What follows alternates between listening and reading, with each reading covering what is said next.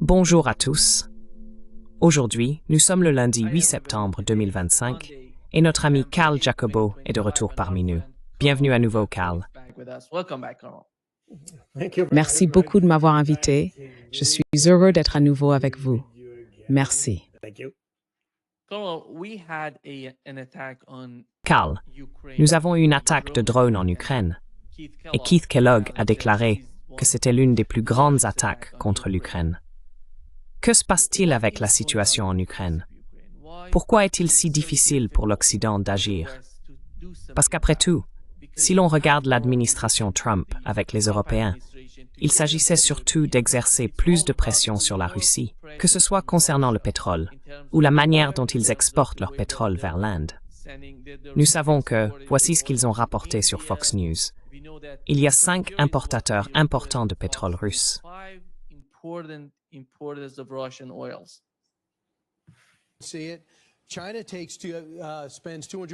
Remeist Exepsrol. A NATO ally, 95 million. The European Union, 74, and Brazil.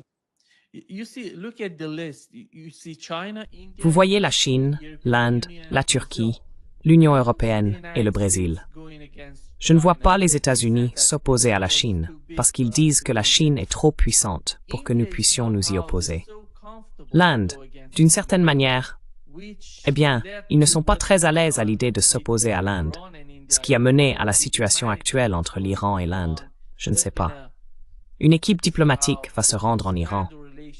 Ils vont d'une manière ou d'une autre renforcer la relation parce qu'ils veulent envoyer leurs produits en Asie centrale via l'Iran, puisque l'Inde cherche une sorte d'alternative à cause de ce qui se passe en Ukraine et de la pression qu'ils subissent de la part des États-Unis. Vous voyez, la Turquie, l'Union européenne et le Brésil. Je ne vois pas le Brésil reculer. En ce qui concerne la Turquie et l'Union européenne, il semble que la solution finale, dans l'esprit de l'administration Trump, serait de faire pression sur l'Inde et l'Union européenne. Même la Turquie ne semble pas être concernée. Qu'en pensez-vous?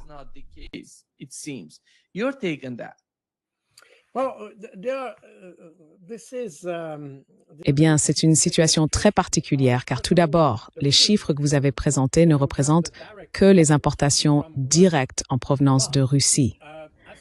Mais en ce qui concerne l'Inde, par exemple, elle achète essentiellement du pétrole brut à la Russie, puis elle raffine ce pétrole brut et le revend à l'Europe.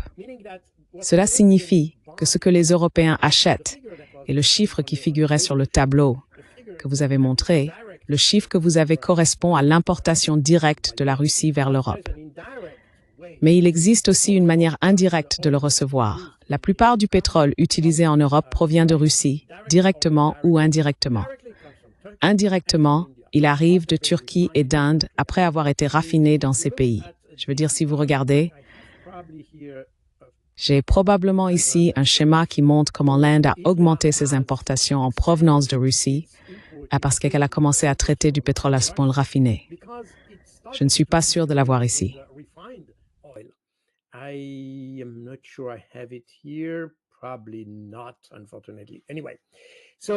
Probablement pas, malheureusement. Bref, cela signifie qu'il y a beaucoup d'hypocrisie ici, car l'Europe continue d'acheter du pétrole russe, mais de manière indirecte, comme nous l'avons dit. Et l'idée était de permettre à l'Inde de continuer à acheter ce pétrole, parce que le problème, c'est qu'avec le pétrole, il y a une quantité donnée sur le marché. Si vous retirez complètement un acteur comme la Russie, si vous isoliez totalement la Russie, si la Russie ne pouvait pas vendre une seule goutte de pétrole, cela créerait une énorme pénurie de pétrole sur le marché et les prix du pétrole s'envoleraient. Et pour cette raison, en fait, je peux vous rappeler, désolé, la date est en français, mais en novembre 2022, les Américains ont incité l'Inde à continuer d'acheter du pétrole parce qu'ils ne voulaient pas que le marché pétrolier soit complètement déstabilisé.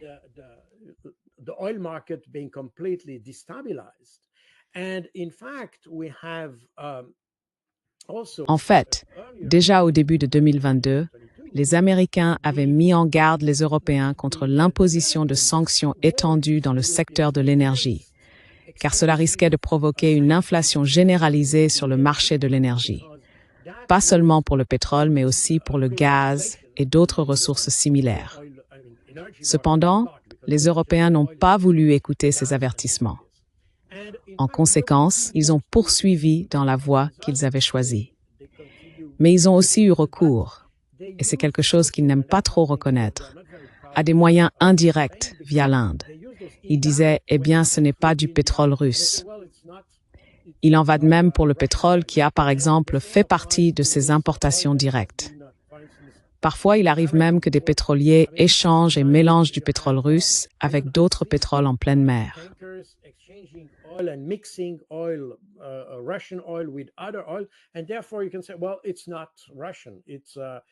Et donc, on peut dire, eh bien, ce n'est pas du pétrole russe, c'est du pétrole des Émirats arabes unis ou d'ailleurs, vous voyez. Ils ont donc tendance à jouer sur les mots afin de présenter une image différente.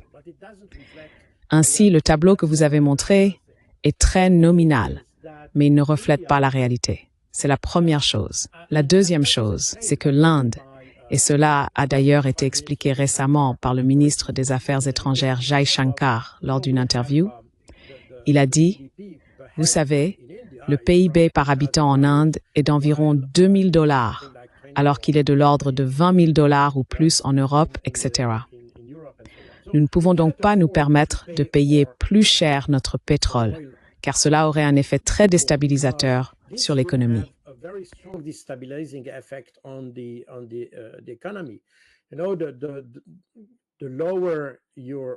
Plus vos revenus sont faibles, moins vous avez de marge d'erreur ou de manœuvre.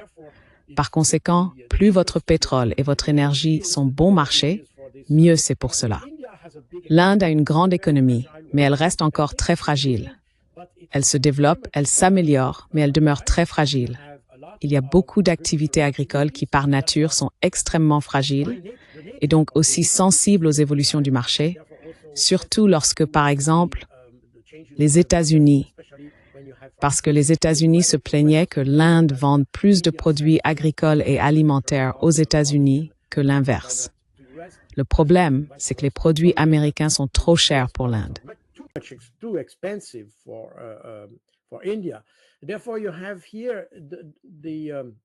Par conséquent, vous avez ici, et donc vous avez aussi, des mesures protectionnistes de la part de l'Inde afin d'éviter la déstabilisation du marché. Et c'est pourquoi l'Inde se retrouve en quelque sorte coincée, car elle n'a pas la liberté d'accepter ou de refuser des droits de douane et autres mesures similaires sur les produits énergétiques. Et pour cette raison, puisque l'Inde peut désormais se permettre d'être plus proche des BRICS, elle peut se le permettre parce qu'elle entretient de meilleures relations avec la Chine et d'autres. Elle peut compter sur le marché des BRICS, pour le dire très simplement. Ainsi, aujourd'hui, l'Inde peut se permettre de dire aux États-Unis « Désolé les gars, mais nous n'allons pas nous conformer.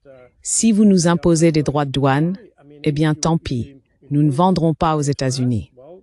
Nous vendrons à d'autres pays, point final. Nous oublions simplement le marché américain. » Et c'est aussi la position de la Chine.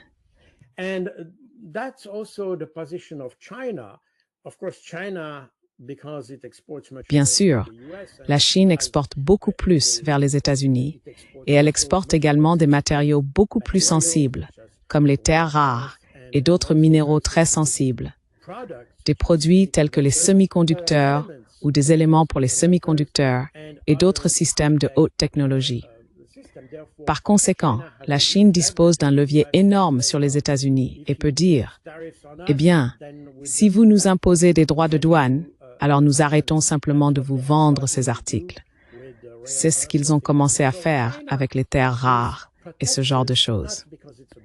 Ainsi, la Chine est protégée non seulement parce que c'est un grand pays, mais aussi parce qu'elle possède des produits stratégiques qui ne sont pas seulement utiles, mais nécessaires aux États-Unis, non seulement pour l'économie, mais aussi pour la défense américaine et ce genre de choses. Je crois que nous avions mentionné dans votre émission il y a quelques mois qu'un grand nombre de composants, de missiles, d'avions, de navires de la marine et ce genre de choses, beaucoup de ces composants proviennent directement de Chine.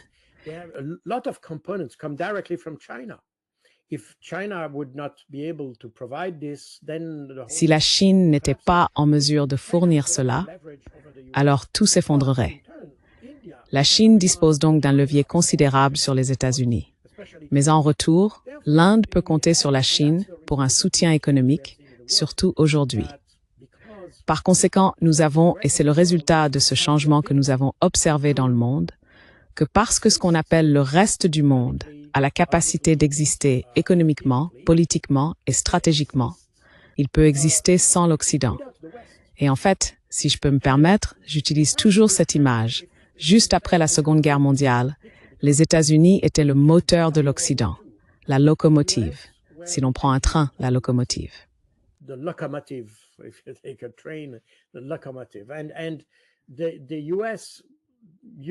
Et les États-Unis tiraient autrefois tout l'Occident sur le plan économique, industriel et tout cela.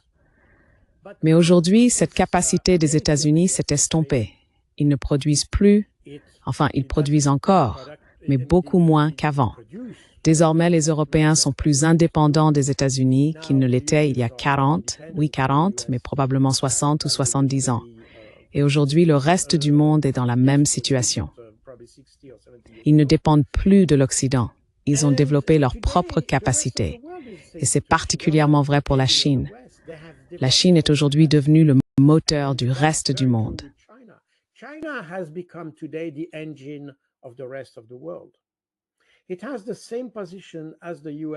Elle occupe la même position que les États-Unis après la Seconde Guerre mondiale, mais pour le reste du monde. Et c'est précisément ce que l'Occident a tendance à oublier.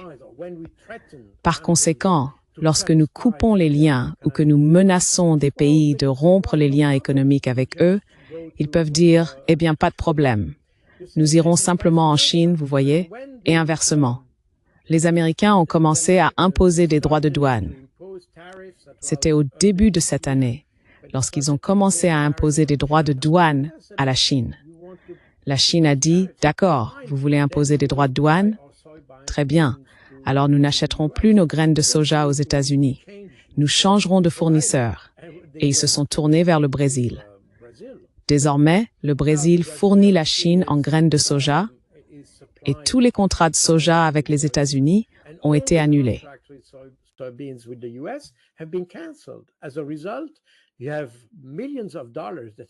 En conséquence, des millions de dollars ont été perdus par les agriculteurs américains parce que pour les Chinois, il existait une alternative possible aux produits américains sur le marché. Et aujourd'hui, c'est la raison pour laquelle les BRICS sont si complémentaires les uns des autres. En fait, ils peuvent presque, peut-être pas encore totalement, mais ils peuvent presque fonctionner comme un marché parallèle, séparé du marché occidental. Et c'est ce qui a changé dans la situation stratégique. Et c'est ce que Trump n'a pas compris. Il applique encore l'ancienne diplomatie de la canonnière qui était utilisée depuis la fin du 19e siècle et qui est toujours appliquée. Bien sûr, ce n'est pas exactement le cas, sauf pour le Venezuela, où ils envoient encore les canonnières.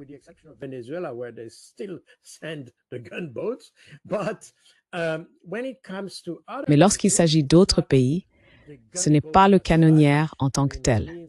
Je veux dire, les moyens ont changé. Ce sont les tarifs douaniers et les sanctions. Mais c'est exactement la même idée. Je veux cela de vous. Si vous ne voulez pas le donner volontairement, je vous forcerai à me donner ce que je veux. Et c'est exactement ce que fait Trump. C'est exactement ce qu'il a fait avec l'Europe. C'est exactement ce qu'il essaye de faire au Moyen-Orient. Et c'est exactement ce qu'il a essayé de faire avec l'Iran. C'est exactement ce qu'il a fait récemment avec l'Europe, avec cet accord extraordinaire qu'il a eu avec Ursula von der Leyen. Vous savez, il a simplement augmenté les tarifs. Et ensuite, le débat ne porte pas sur la question de savoir s'il doit y avoir des tarifs ou non. C'est j'augmente le tarif. Maintenant, si vous voulez, je peux juste le baisser un peu.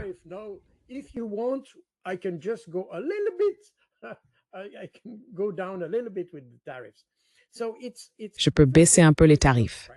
Donc c'est clairement une politique de pression.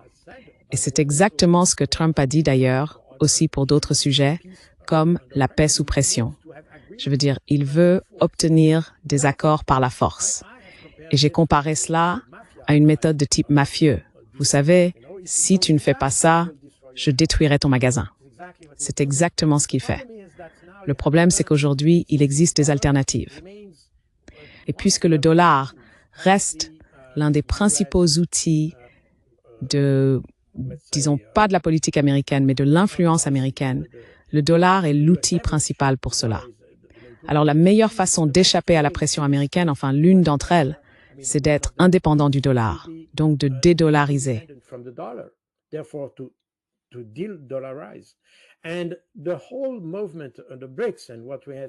Et tout le mouvement autour des BRICS, ainsi que ce que nous avons vu récemment à Tianjin, en Chine, porte sur ceci. Comment peut-on avoir un marché qui n'utilise pas le dollar afin de réduire cette vulnérabilité? Et il est très important de comprendre ce que Trump n'a pas compris. C'est que le dollar était une force il y a 50 ans, parce qu'évidemment, tout allait bien. Les États-Unis n'utilisaient pas le dollar comme une arme. Mais aujourd'hui, le dollar est devenu une vulnérabilité pour tous ces pays.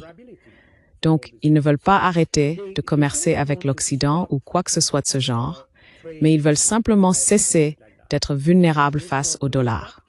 Par conséquent, ils continueront à commercer autant qu'ils le pourront, mais ils vont se dédollariser. Et si nous n'acceptons pas cela, alors ils commerceront entre eux. Car maintenant, nous avons mentionné l'Inde, c'est une économie fragile, mais c'est une économie développée. It's a fragile economy, but it's a developing economy. It developed very fast. Elle s'est développée très rapidement et elle se développe de multiples façons, non seulement dans l'agriculture, mais aussi dans les domaines de haute technologie et d'autres secteurs similaires. Cela signifie donc qu'il sera très facile pour les pays des BRICS ou les pays non occidentaux de trouver des alternatives au marché occidental, tant pour vendre que pour acheter des produits. Par conséquent, l'Inde s'est retrouvée prise dans cette situation. Elle fait toujours partie de la triade, si l'on peut dire, cette triade composée de la Russie, de la Chine et de l'Inde. Au sein des BRICS, l'Inde reste plus ou moins le maillon faible, non seulement structurellement, mais aussi politiquement, car elle a toujours essayé de maintenir une relation très équilibrée entre l'Est et l'Ouest, même pendant la guerre froide. C'est un pays non aligné, même si la plupart de son équipement militaire provenait de l'Union soviétique. Elle a réussi à entretenir de bonnes relations avec l'Occident.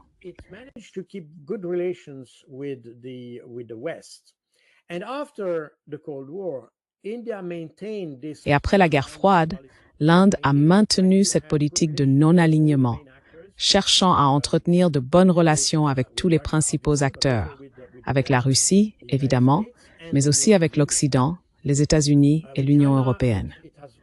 Avec la Chine, cela a toujours été un peu difficile, mais nous avons constaté récemment, depuis l'année dernière d'ailleurs, une amélioration des relations avec la Chine. Il existe désormais des mécanismes de dialogue et de discussion. Et d'ailleurs, rappelez-vous que l'Organisation de coopération de Shanghai vise à la résolution des conflits. C'est là le but de l'OCS. C'est un mécanisme qui permet le dialogue pour résoudre les crises. Et c'est la raison pour laquelle elle a été créée en 1986 pour résoudre les problèmes régionaux liés à l'eau, notamment avec les pays d'Asie centrale. Depuis, elle s'est développée pour devenir un instrument, une plateforme de dialogue et de coopération.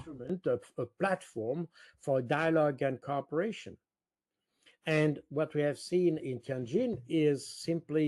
que nous avons vu à Tianjin n'est que la dernière étape de ce développement. À cela s'ajoute bien sûr le dialogue sur les frontières, par exemple. C'est la raison pour laquelle, et cela a été mentionné la semaine dernière lors de la réunion, la Chine et l'Inde ont eu des discussions sur la résolution des questions frontalières. Ces questions ne seront pas résolues en quelques semaines, et certainement pas en quelques jours, mais l'OCS offre une plateforme pour le dialogue. Et c'est là l'essentiel.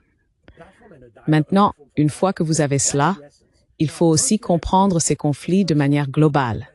Car si vous entretenez de bonnes relations commerciales, vous avez tout intérêt à résoudre vos problèmes politiques, les questions frontalières, par le dialogue politique et inversement. Et c'est exactement ce qui se passe. Dialogue and vice versa. And that's exactly what's happening. And that's probably what this last summit of Et c'est probablement ce que ce dernier sommet de l'OCS a montré. Désormais, l'Inde reste le maillon faible parce qu'elle voulait maintenir cette bonne relation avec l'Occident. L'Occident en abuse ou l'exploite afin de forcer l'Inde à exercer une pression sur les autres membres de la triade, si l'on peut dire. Et c'est pourquoi l'Inde est le point faible en ce sens. Non pas parce que c'est un pays faible, ce n'est certainement pas le cas, mais parce qu'elle a toujours voulu entretenir une relation équilibrée avec tous les acteurs. Maintenant, comme l'Occident tente de détourner ce non-alignement, il va pousser l'Inde à se rapprocher de la Chine et de la Russie. Et c'est exactement ce que nous observons, car l'Inde, au fond, possède indéniablement cette tradition, je dirais, de non-alignement politique.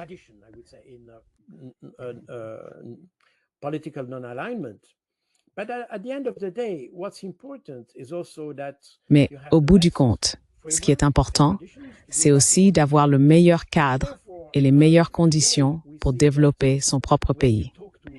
Et donc aujourd'hui, on constate que lorsque vous discutez avec la Russie ou la Chine, ils n'essaient pas d'imposer des politiques ou des choses de ce genre. Si vous faites du commerce avec eux, c'est simplement du commerce. Vous donnez quelque chose, vous payez pour quelque chose, vous recevez quelque chose, et ainsi de suite. C'est tout. Maintenant, lorsque nous commerçons avec les États-Unis ou l'Europe, ils échangent des produits contre des politiques. Ils essaient de forcer les gens à adopter une voie que vous ne souhaitez peut-être pas. Et à ce sujet, nous avons cette relation très étrange qui a été créée, je crois que c'était en 2020 ou autour de cette période, par les États-Unis, l'AUKUS, le Quad qui est venu avant l'AUKUS, qui est une sorte de partenariat entre l'Australie, les États-Unis, le Japon et l'Inde.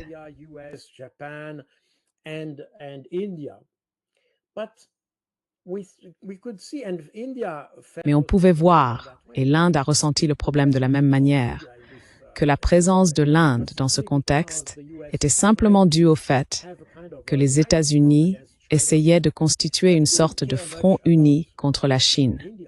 Mais ils ne se souciaient pas vraiment de l'Inde. Ils voulaient juste l'avoir de leur côté. Mais l'Inde n'en a tiré aucun bénéfice. Et lorsque l'AUKUS a été créé ensuite avec le Royaume-Uni, l'Australie et les États-Unis, c'était aussi une alliance contre la Chine. Mais là, ils ont tout simplement oublié l'Inde. Alors l'Inde s'est dit, eh bien, sommes-nous partenaires ou non? Et si nous sommes partenaires, quel est le but de cette alliance? Et tout s'est effondré d'une certaine manière parce que les Indiens ont eu le sentiment d'avoir été instrumentalisés dans ce type d'alliance. Et c'est exactement là le problème. Les États-Unis détournent ce non-alignement à leur propre profit et non pas, disons, pour soutenir la politique de développement de l'Inde.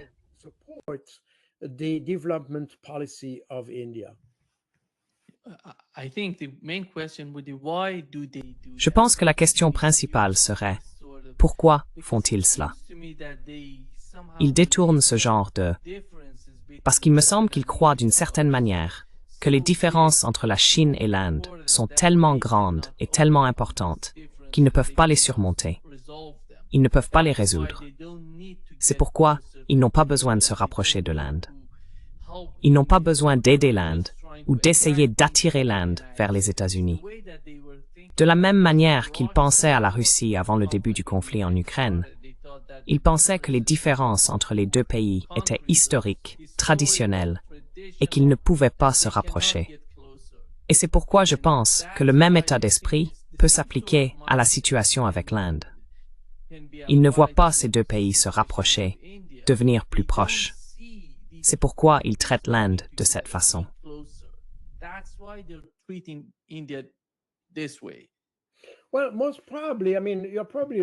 Eh bien, très probablement. Je veux dire, tu as sans doute raison. Je ne sais pas. Ce que je constate, c'est que l'Occident a tendance à garder cette vieille mentalité qui consiste à vouloir encercler ses ennemis. D'abord, ils essayent de définir des ennemis partout, tu sais, tous ceux qui ne sont pas exactement sur la même ligne. En gros, les gens qu'ils ne peuvent pas exploiter deviennent des ennemis. C'est à peu près la règle. Et ensuite, Ils essayent d'encercler ses ennemis. C'est exactement ce qu'ils ont essayé de faire avec la Russie, c'est ce qu'ils ont essayé de faire avec l'Iran. Tu sais, tous ces accords, les accords d'Abraham, le but, c'était de lutter contre l'Iran. Donc, ils essayent de former des alliances contre leurs ennemis.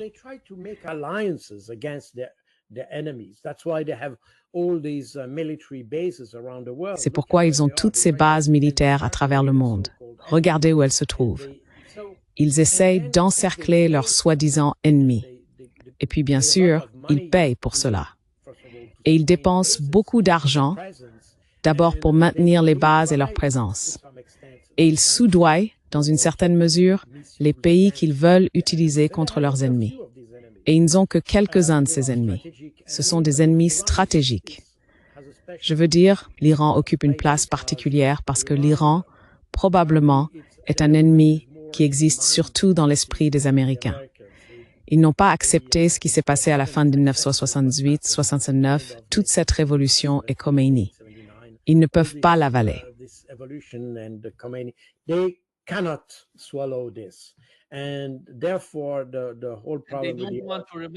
Et donc, tout le problème, ils ne veulent pas se souvenir de ce qu'ils ont fait à l'Iran. Oui, exactement. Vous savez, c'est très émotionnel là-bas. Ils ne peuvent pas comprendre cela. Et ils ne veulent pas comprendre. Avec les autres, surtout la Chine et la Russie, il y a une certaine rationalité derrière cela. Car évidemment, la Chine est perçue comme un concurrent fort sur le plan économique, si vous voulez, et la Russie est considérée comme un concurrent sur le plan stratégique, militaire stratégique, si je peux le résumer ainsi. Et donc, ils veulent parce que ces deux présences empêchent ou posent un problème à l'hégémonie américaine. Et ce sentiment d'hégémonie est une constante dans la pensée américaine ou dans la mentalité américaine en général. Ce n'est d'ailleurs pas nouveau.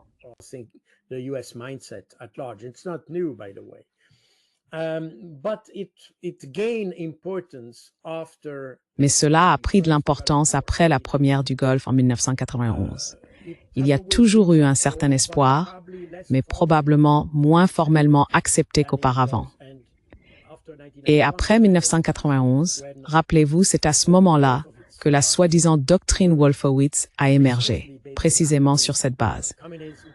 Je veux dire, le communisme, c'est très intéressant. J'étais à Washington, D.C. pour une négociation lorsque le mur est tombé à Berlin, et j'ai pu voir à quel point les Américains étaient fiers d'avoir gagné la guerre froide. Pourtant, si on l'analyse correctement, ni les Américains, ni l'Occident n'ont gagné la guerre froide. C'est le communisme qui a perdu la guerre froide. Pas même l'Union soviétique, mais le communisme. Le système n'était pas viable, et c'est la raison pour laquelle il s'est effondré de lui-même, de l'intérieur, si vous voulez.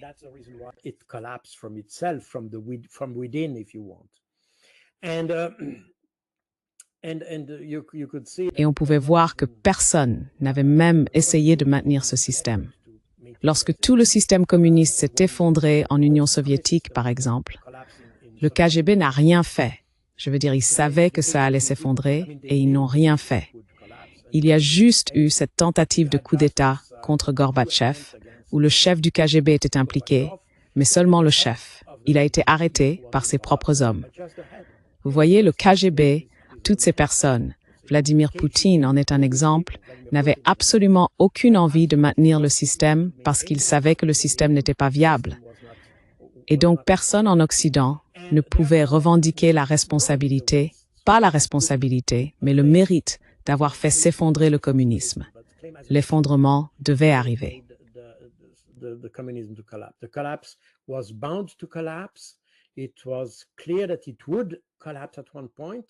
Il était évident que cela finirait par s'effondrer.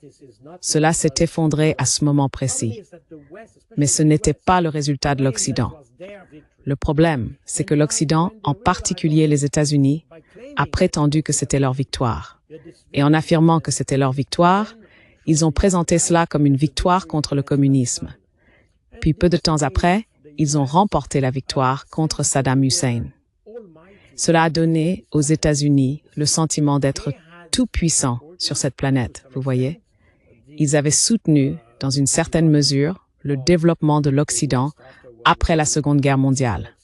C'est certainement vrai, du moins en partie. Et au-delà de cela, après la fin de la guerre froide, ils ont remporté une victoire contre le principal ennemi de la société occidentale et une victoire contre le principal fauteur de troubles au Moyen-Orient.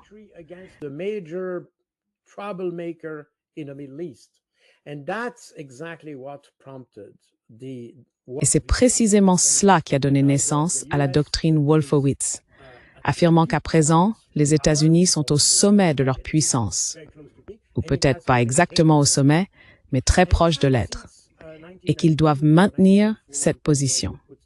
En fait, depuis 1992 ou 1995, selon l'endroit où l'on situe le début de la doctrine Wolfowitz, car il y a eu différentes variantes et évolutions de cette doctrine, dans tous les cas, depuis le début des années 90, les États-Unis ont toujours conservé cette idée qu'ils devaient être les maîtres du monde. Et cela s'applique au commerce, à l'économie, à tout. Le problème, c'est qu'aujourd'hui, parce qu'ils n'ont jamais remis en question la légitimité de ce leadership, qui est plus qu'un leadership, c'est une hégémonie, ils n'ont jamais remis en question cette légitimité.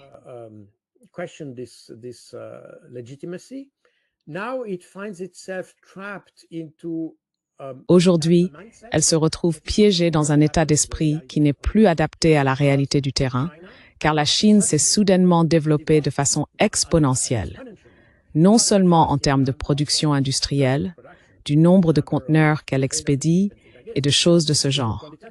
Non, c'est aussi qualitatif. La Chine est aujourd'hui le pays qui produit le plus de brevets au monde. Vous voyez, et elle forme et éduque plus de chercheurs et de diplômés en sciences, technologies, ingénierie et mathématiques que n'importe quel autre pays. Ce qui signifie que la Chine a évolué non seulement quantitativement, mais aussi qualitativement. Ils sont prêts, ils ont compris qu'ils pouvaient avoir une influence majeure dans le monde. Et toute l'initiative des nouvelles routes de la soie, par exemple, est une tentative de tirer parti de leurs immenses capacités pour créer de nouveaux marchés et par conséquent réduire l'influence de l'Occident.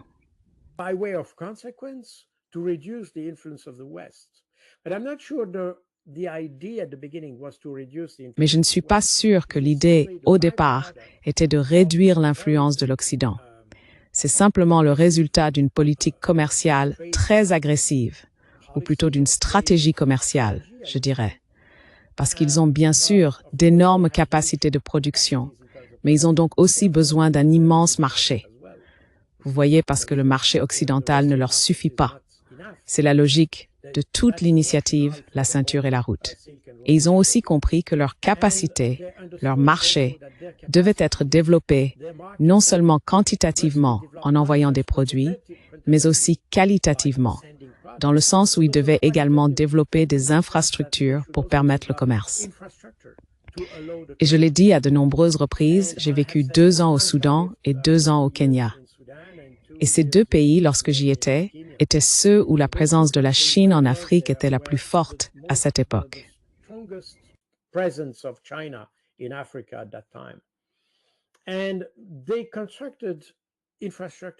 Et ils ont construit des infrastructures. Ils ont mené d'énormes projets d'infrastructures. Mais ils n'ont jamais essayé d'influencer la politique locale ou quoi que ce soit de ce genre. Ils n'ont jamais tenté d'interférer dans la politique locale ou auprès des individus. Je n'ai pas vu, peut-être que ça s'est produit, mais je n'ai pas vu de problèmes de corruption ou de choses de ce genre. Ils ont essayé de faire ce pour quoi ils étaient mandatés de la manière la plus directe possible, faire ce qu'ils avaient à faire et partir. Au Soudan, ils ont réussi à construire l'un des plus grands barrages sur le Nil, l'un des plus grands au monde d'ailleurs. Une fois cela accompli, ils sont simplement partis. Point final. Ils ne sont pas restés dans le pays pour essayer d'influencer les mentalités.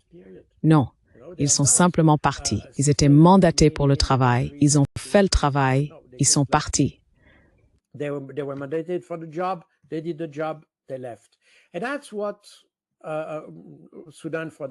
Et c'est pourquoi le Soudan n'est probablement pas le meilleur exemple, dans le sens où les Chinois sont partis et ensuite tout le pays a commencé à se déstabiliser. et nous avons la situation que nous connaissons aujourd'hui. Mais lorsque les Chinois étaient présents, l'ensemble était bien plus stable qu'il ne l'est aujourd'hui. En tout cas, au Kenya, c'est la même chose. Les Chinois ont beaucoup œuvré dans les infrastructures, puis ils sont partis. Et cela signifie que pour le gouvernement local, la Chine n'est pas un fardeau. Vous voyez, c'est une valeur ajoutée. Ils viennent, ils font ce qu'ils ont à faire, comme des routes, des ports, des infrastructures, des trains, des chemins de fer, et ce genre de choses, ce qui ne peut qu'améliorer la situation du pays.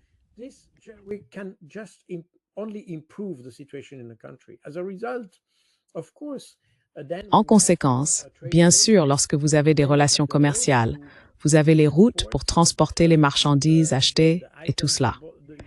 C'est donc une sorte de situation gagnant-gagnant que les Chinois ont développée, quelque chose que l'Occident n'a jamais fait.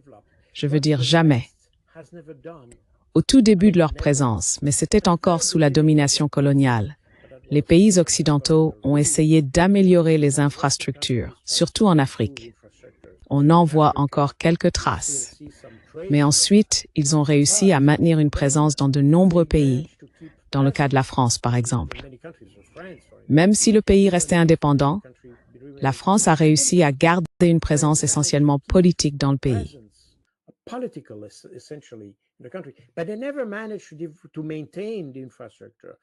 Mais ils n'ont jamais réussi à entretenir l'infrastructure ni à la développer afin d'améliorer le cadre du commerce. Ils ne l'ont jamais fait. Les Chinois ont commencé par cela parce qu'ils ont compris que le commerce devait reposer sur une base solide pour fonctionner. Et c'est exactement ce qui se passe. Ainsi, vous avez ce marché parallèle qui émerge pas vraiment sous le mot leadership, ce n'est pas exactement le bon terme, mais sous l'initiative des Chinois. Et tout le monde en profite. C'est la raison pour laquelle les BRICS, et pas seulement les BRICS, mais tous ces pays du reste du monde, comme on dit, se développent très rapidement et ont tendance à conserver ces liens avec les pays qui leur restent fidèles.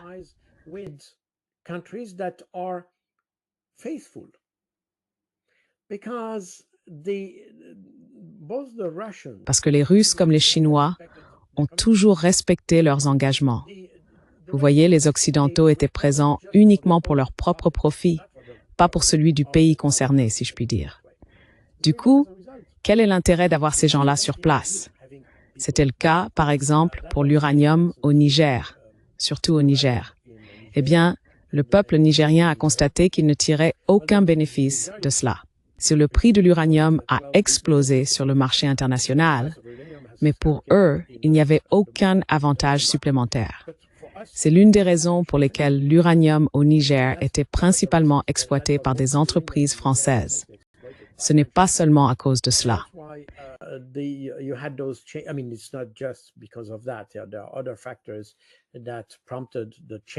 Il existe d'autres facteurs qui ont motivé les changements au Burkina Faso, au Niger et au Mali, qui ont conduit les nouvelles autorités de ces pays à expulser les Français. Il y a également d'autres aspects que nous n'aborderons pas ici. Mais le résultat, c'est qu'aujourd'hui, les populations se rendent compte qu'il est plus avantageux pour elles de traiter avec la Chine ou la Russie, car les Russes ou les Chinois ne cherchent pas à exploiter ces pays. Le bénéfice que la Russie en retire n'est pas financier. C'est une influence politique, si l'on veut. Voilà la réalité. Par conséquent, un autre type de relation s'est instauré, et cela façonne le grand changement auquel nous assistons aujourd'hui entre l'Occident et le reste du monde.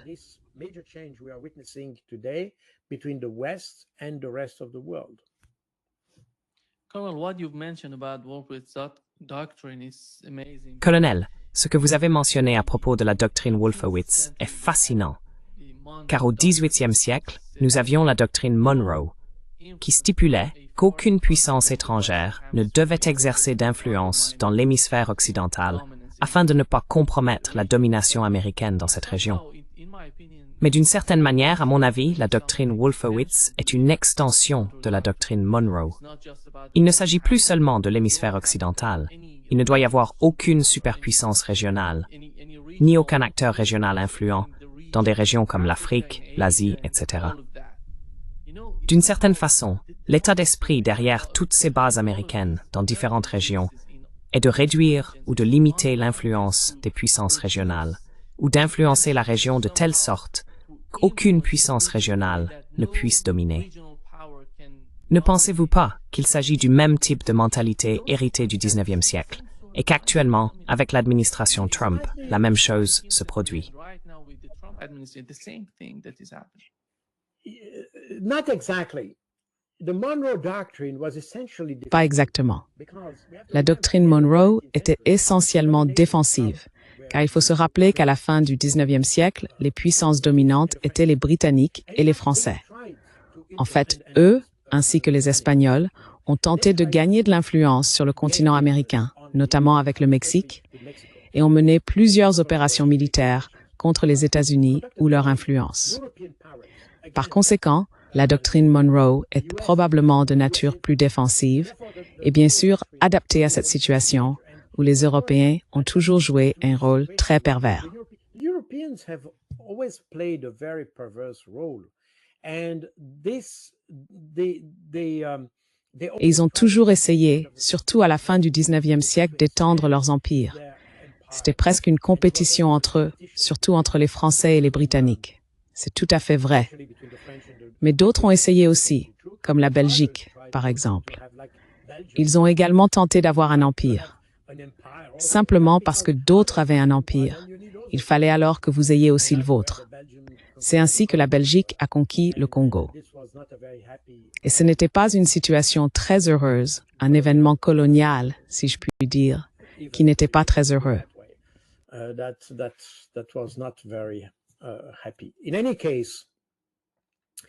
Quoi qu'il en soit, le fait est qu'à la fin du 19e siècle, il y avait en Europe une sorte de frénésie d'expansion territoriale.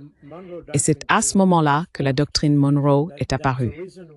C'est la raison pour laquelle on peut comparer la doctrine Monroe au comportement des Russes aujourd'hui lorsqu'ils observent ce qui se passe à la frontière de la Russie, avec les États baltes, avec la Pologne, avec l'Ukraine également.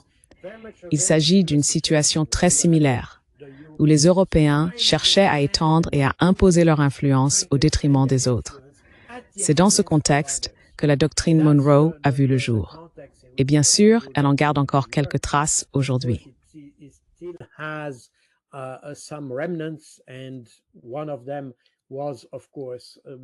Et l'un des exemples était bien sûr ce qu'a illustré la crise de Cuba, même si la crise des missiles à Cuba était en réalité le résultat de l'expansionnisme américain. Car les Russes, ou plutôt les Soviétiques à l'époque, ont tenté de placer des missiles à Cuba en réponse à l'initiative américaine de déployer des missiles nucléaires à la frontière sud de l'Union soviétique, en Turquie en 1962. Désolé. La Turquie est entrée dans l'OTAN en 1952. Mais 10 ans plus tard, les Américains ont essayé de déployer ces missiles Jupiter, ce qui a provoqué la réaction des Soviétiques. Ainsi, la doctrine Monroe a de nouveau été appliquée comme mesure défensive. Mais les Russes n'avaient jamais, c'était pas exprimé ainsi, mais ils avaient une mentalité ou un état d'esprit similaire disant que nous pouvons avoir notre ennemi près de nous, et c'est inévitable sur le continent européen. Mais bien sûr, lorsqu'il s'agit de certains types d'équipements, il faut mettre un frein à cela.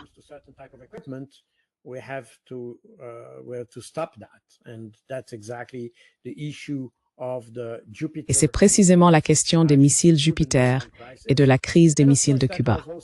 Et bien sûr, c'est aussi ce qui a poussé Vladimir Poutine à prononcer son discours à la conférence de sécurité de Munich en 2007, où il est devenu extrêmement agressif envers les États-Unis, car à cette époque, les États-Unis négociaient le déploiement de missiles en Pologne et en Roumanie. On a donc vu une sorte de doctrine Monroe, russe. Oui, russe, entre guillemets, qui a commencé à être mise en œuvre à ce moment-là. Le problème de l'hégémonie est légèrement différent, car je pense qu'il est apparu plus tard. The problem of hegemony is slightly different because I think it came later. As I said, Monroe doctrine was defensive. Comme je l'ai dit, la doctrine Monroe était défensive, mais la valeur de sa doctrine était bien plus agressive, si l'on veut, car elle découlait de cette idée que les États-Unis étaient en fait le pays le plus puissant du monde et devait donc maintenir cette position de domination afin d'avoir, c'est une sorte de Pax Americana si l'on veut. Lorsque nous parlons de Pax Americana, c'est une référence à la Pax Romana. C'est exactement ce que les Romains ont fait il y a environ 2000 ans. Avoir ce type de présence hégémonique qui dicte la paix, parce que nous voulons la paix à nos conditions. Voilà l'idée. Nous pouvons nous permettre de définir la paix selon nos propres termes. C'est exactement ce que font les États-Unis avec cette doctrine Wolfowitz.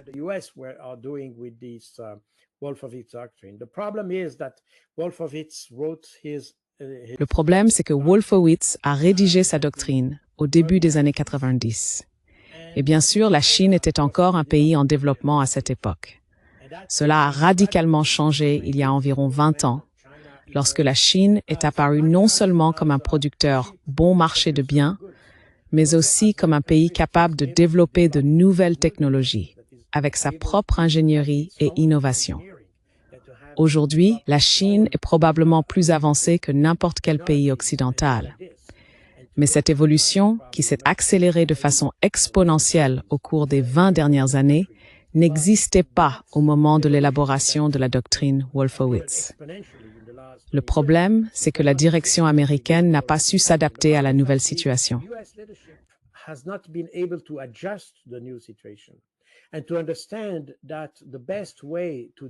Et il faut comprendre que la meilleure façon de gérer des superpuissances comme la Chine, des superpuissances non seulement sur le plan militaire, mais aussi sur les plans économiques et industriels, c'est d'entretenir de bonnes relations avec elles. Et c'est exactement ce que l'on pourrait dire de l'Europe et de la Russie. Et quand on parle de garantie de sécurité pour l'Ukraine, c'est la même chose. La sécurité s'obtient avant tout en ayant de bonnes relations avec ses voisins. C'est la meilleure façon d'assurer sa sécurité. Le problème, c'est que nous considérons que les Chinois sont mauvais parce qu'il y a une dictature, parce qu'il n'y a qu'un seul parti, à cause de ceci ou de cela. Personne ne veut leur parler. Et c'est pareil avec la Russie, parce que Poutine, blablabla, et Poutine ceci et cela, c'est un ogre, il est ceci, il est cela. Ainsi, tout ce discours empêche toute démarche politique vers le dialogue et une relation constructive.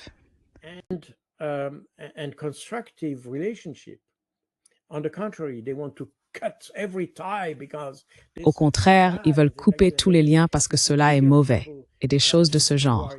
Et si vous écoutez les personnes responsables de la politique étrangère en Europe, à savoir des personnes comme Kaja Kallas, mais on peut aussi penser à Annalena Baerbock. Et si vous regardez les Français, je veux dire la politique étrangère est une prérogative du président, Emmanuel Macron. C'est pareil pour Keir Starmer au Royaume-Uni. Cela signifie que toutes ces personnes ont un récit tellement biaisé contre la Russie qu'il est même inimaginable de voir comment ils pourraient reconstruire une relation positive et constructive avec la Russie. Voilà le problème.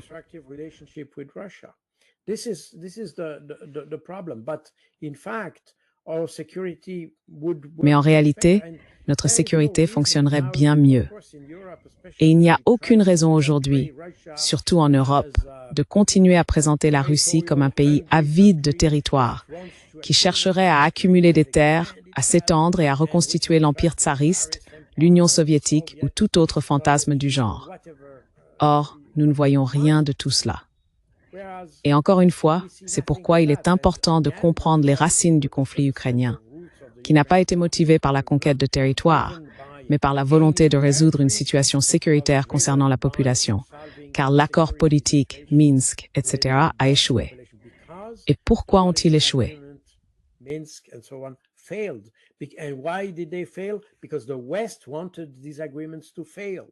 Parce que l'Occident voulait que ces accords échouent. Vous voyez?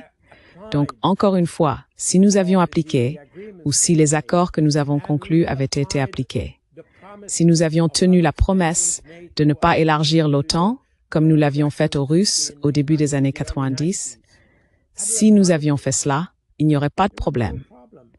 Et nous pourrions encore bénéficier d'une énergie bon marché. Et nous serions probablement en meilleure position pour concurrencer la Chine, les États-Unis et d'autres. Ce genre de comportement paranoïaque de l'Occident envers des peuples qu'il n'aime pas vraiment et qu'il dépeint immédiatement comme des ennemis extrêmement agressifs est un comportement qui engendre plus de problèmes. C'est exactement ce que nous voyons aujourd'hui.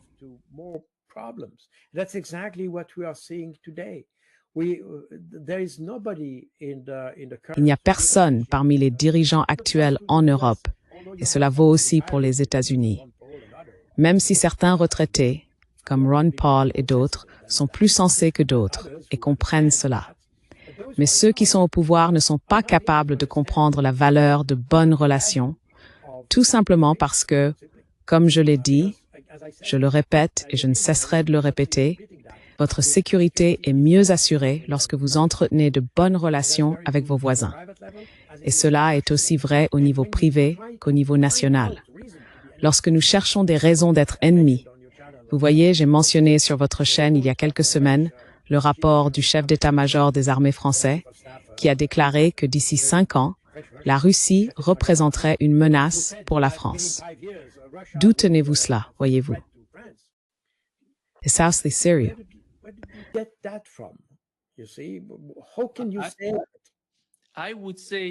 Je dirais que cela vient de la doctrine Wolfowitz, car il semble que la seule région qui soit encore sous la coupe de la doctrine Wolfowitz et de la domination des États-Unis, c'est l'Europe.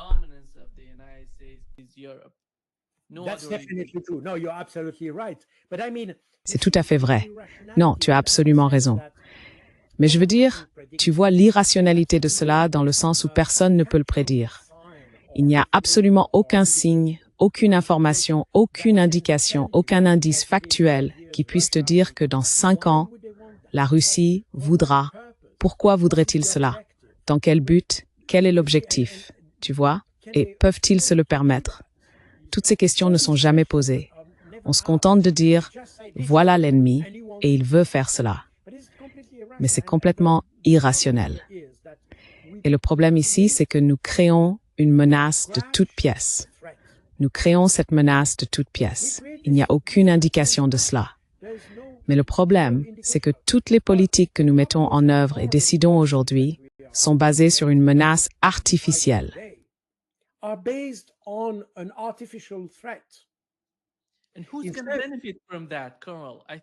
Et qui va en bénéficier, colonel? Je pense que la question la plus pertinente serait quel est l'objectif principal d'aller aussi loin, d'être, je dirais, assez naïf pour croire que la Russie vous attaquerait? Et qui va profiter de ce genre d'état d'esprit? Personne en Europe n'en tirerait avantage. Oui, absolument. Vous avez raison.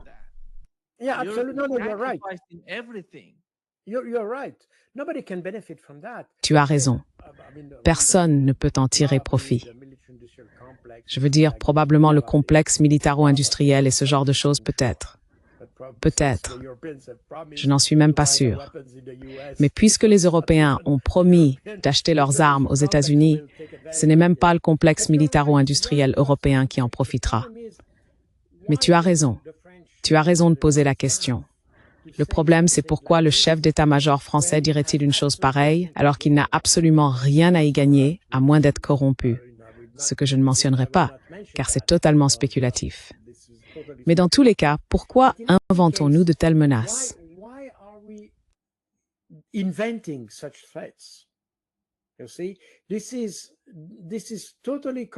voyez, ça va totalement à l'encontre de nos propres objectifs.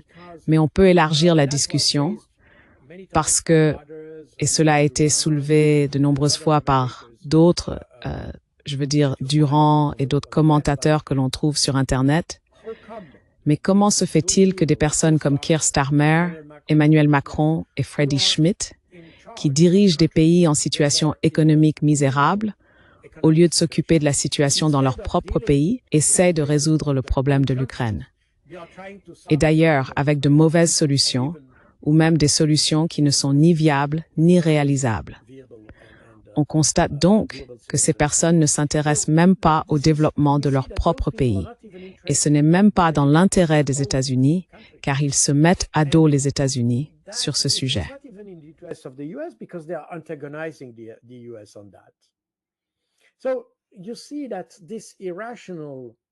Et vous voyez donc que ce type de comportement irrationnel a pris sa propre dynamique. Nous ne savons même pas pourquoi c'est ainsi. Est-ce parce que nous n'aimons pas Vladimir Poutine? Bon, d'accord, mais simplement parce que Vladimir Poutine est ce qu'il est et que vous ne l'aimez pas, est-ce une raison pour plonger toute l'Europe dans le chaos? Il y a quelque chose d'extrêmement étrange ici. Et c'est pourquoi je pense qu'un Français, il a été Premier ministre de la France, il s'appelait Rocard, disait souvent, dans une telle situation, il ne faut jamais sous-estimer la stupidité. Ne jamais sous-estimer la stupidité. Et je pense que c'est un peu ce que nous avons ici. Je veux dire, quand on voit toutes ces personnes, quand elles parlent, quand elles changent d'avis chaque jour, et même au cours d'une même journée, d'ailleurs, elles ont une sorte de raisonnement très bizarre. And they have kind of very bizarre rationale. Kaja Kallas, who said that China and Russia... Kaja Kallas, qui a déclaré que la Chine et la Russie n'avaient eu aucune influence sur la victoire contre l'Allemagne ou les dictatures pendant la Seconde Guerre mondiale. Cette ignorance flagrante, ce type d'état d'esprit où les préjugés prennent le pas sur les faits, est à mon avis totalement inexplicable. Nous avons affaire à des personnes qui sont psychologiquement déséquilibrées. Elles ne sont certainement pas préparées aux tâches qu'elles sont censées accomplir. Et c'est un peu ça le problème. On constate que lorsqu'on regarde le reste du monde, lorsqu'on observe les dirigeants de la Chine, de la Russie, de l'Inde, de l'Iran et d'autres encore, on voit beaucoup plus de maturité dans la prise de décision. On constate beaucoup plus de rationalité dans la façon dont ils prennent leurs décisions. Et on observe beaucoup plus de rationalité lorsque le problème consiste à s'adapter à de nouvelles situations. The problem is to adjust to new situations. They are not bound to... Ils ne sont pas prisonniers des préjugés, ni d'une pensée ou d'une idéologie unique. Ils sont capables de comprendre de nouvelles relations, de saisir de nouvelles situations et de trouver de nouvelles solutions à de nouveaux problèmes. Si l'on parle de l'Europe, par exemple, des garanties de sécurité et de la volonté de la France d'envoyer des troupes en Ukraine, d'accord, ils en ont parlé en février 2024, désolé. Depuis, pas une virgule du discours n'a changé. C'est toujours la même chose, répétée encore et encore. Et nous avons vu exactement la même chose à Paris il y a quelques jours. Le problème avec la mise en œuvre de ce type de solution, si vous voulez, c'est la question du soutien de la part des États-Unis. Et nous savons, depuis février 2024, même sous l'administration Biden, que les États-Unis ne veulent pas assurer ce soutien pour cette solution.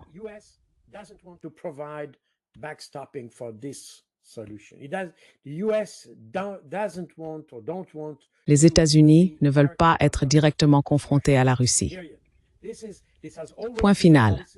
Cela a toujours été la politique des États-Unis, et ce pour de bonnes raisons. Ce sont deux puissances nucléaires, donc ils ne veulent pas s'engager dans un conflit qui pourrait finir par se transformer en guerre nucléaire. Et pour cette raison, ils éviteront cela à tout prix. Alors pourquoi les dirigeants occidentaux, comme Macron, reviennent-ils sans cesse avec la même proposition? Ils n'ont pas changé une virgule. Et cela montre la différence dans la manière d'aborder le problème dans le reste du monde par rapport à l'Europe. En Europe, c'est toujours le même discours depuis 3 ans. La Russie va s'effondrer, l'économie est faible, le leadership est faible, la population est faible, tout est faible.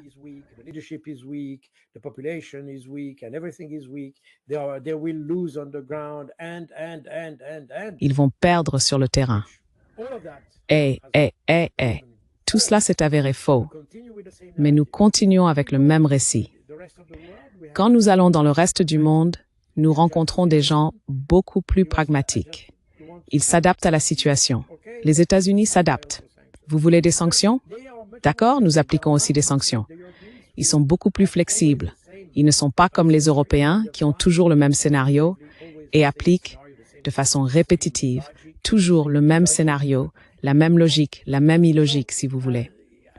Donc encore une fois, nous sommes ici dans une situation où je remets sérieusement en question les capacités psychologiques et intellectuelles des dirigeants européens, parce que c'est presque effrayant, pour être honnête. On ne voit absolument aucune logique, absolument aucune logique. Absolutely no logic. Absolutely no logic. Avant de conclure, permettez-moi de diffuser un extrait de Kaja Kallas, et nous allons tirer des enseignements de sa sagesse.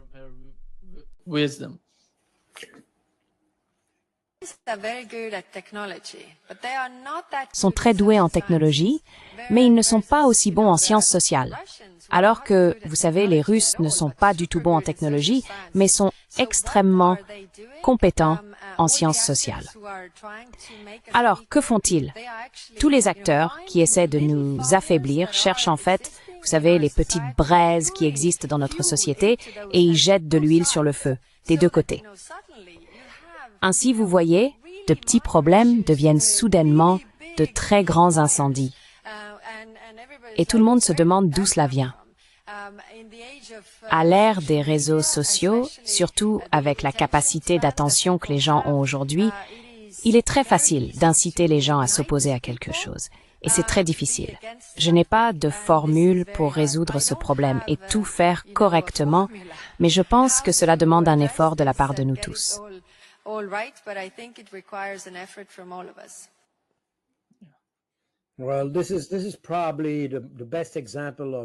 Eh bien, c'est probablement le meilleur exemple de stupidité vivante. C'est tout simplement incroyable. Tout d'abord, quand on parle de technologie, c'est très intéressant parce que très peu de gens savent que même pendant la guerre froide et surtout après, je m'en souviens, car comme vous l'avez dit, j'étais dans le renseignement à cette époque, lorsque l'initiative de défense stratégique a été lancée par Ronald Reagan en 1992 ou quelque chose comme ça, la SDI, ou Star Wars comme on l'a renommée, je me souviens qu'il y avait beaucoup de discussions dans les services de renseignement sur la façon dont cela pourrait se concrétiser. Et finalement, le projet a été abandonné parce qu'il manquait beaucoup de technologie. Mais ce qui est intéressant, c'est qu'une grande partie des technologies nécessaires pour mettre en œuvre Star Wars existaient en réalité, mais en Union soviétique. C'est très intéressant.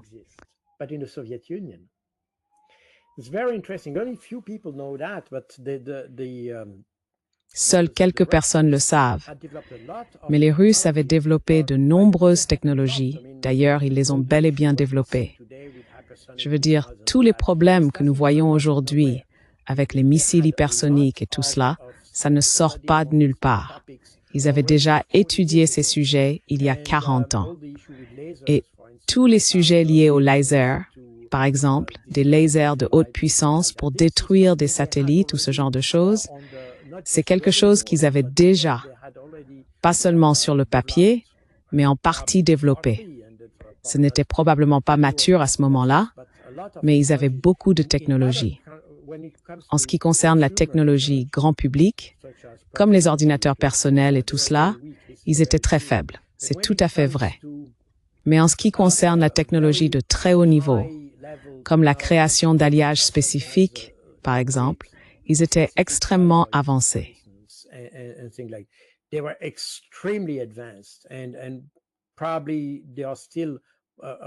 Et ils sont probablement encore bien plus avancés que l'Occident aujourd'hui, dans de nombreux cas. Je me souviens que nous avions des réunions pour discuter de cette question, et certains disaient, eh bien, la technologie dont nous aurions besoin se trouve en URSS. Voilà pour le premier point.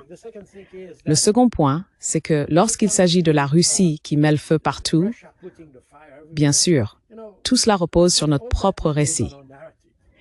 L'année dernière, juste avant les Jeux olympiques à Paris, il y a eu une sorte d'épidémie de punaises dans les hôtels français. Pour une raison quelconque, il a été rapporté que les hôtels parisiens avaient un gros problème de punaises. Je ne sais pas si c'est vrai, mais les médias l'ont rapporté. Et bien sûr, qu'a dit le gouvernement? C'est évident, ce sont les Russes. Les Russes arrivent, ils mettent des punaises dans les hôtels français. Et aujourd'hui, maintenant, nous allons avoir, justement cette semaine, Il y a beaucoup de manifestations annoncées par La Russie est en même temps, colonel, pardon de vous interrompre, à la fois le problème et la solution.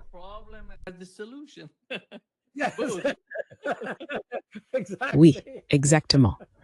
Donc maintenant, il y a beaucoup de manifestations qui ont été annoncées parce que, évidemment, la France ne va pas bien et il y a un problème de budget que personne ne veut reconnaître et des choses comme ça.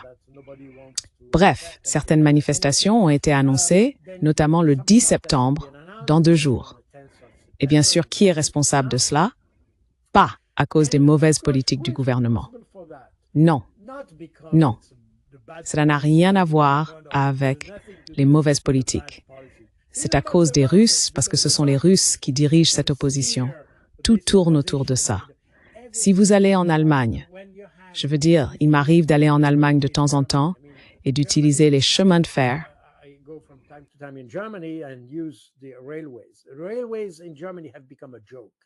Les chemins de fer en Allemagne sont devenus une blague, littéralement. Les Allemands plaisantent sur les chemins de fer parce qu'ils sont toujours en retard. Il y a toujours un problème. Ils ne fonctionnent pas. Ils s'arrêtent au milieu de la voie parce qu'ils ne fonctionnent pas. Il y a des incendies et des choses comme ça. C'est le chaos. Les chemins de fer en Allemagne sont devenus un vrai désordre. Ils étaient autrefois les meilleurs d'Europe. Aujourd'hui, c'est le chaos. Alors comment explique-t-il cela? Eh bien, les Russes, évidemment. Les Russes sabotent tout. Tout ce qui ne fonctionne pas, au lieu d'essayer de comprendre quel est le problème, parce que le problème est en Europe, dans notre façon de gérer les choses, dans notre mauvaise gestion.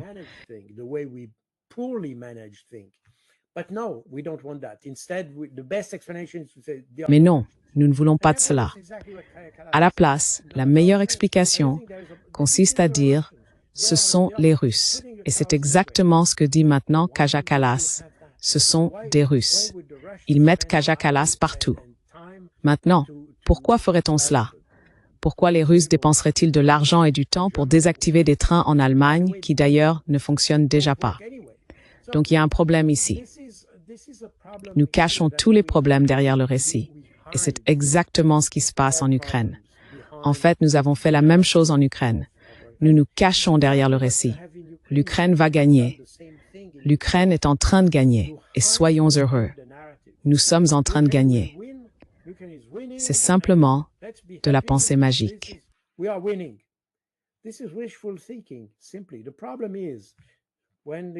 Le problème, c'est que lorsqu'un train tombe en panne quelque part, eh bien c'est tout. Les gens seront en retard et c'est tout. En Ukraine, des gens meurent à cause de cela. Et c'est le problème que nous avons ici, car tout ce que nous faisons n'est jamais vu comme le résultat de notre mauvaise gestion, ni parce que nous anticipons mal les problèmes ou des choses de ce genre. Non, ce n'est pas ça. C'est parce que les Russes sont présents et qu'ils sabotent ce genre de choses. En conséquence, nous n'avons pas la maturité nécessaire pour résoudre nos propres problèmes. Nous essayons toujours de résoudre les problèmes en accusant les Russes. Mais cela ne résout pas le problème. Cela revient simplement à cacher le problème sous le tapis. C'est exactement ce que nous faisons.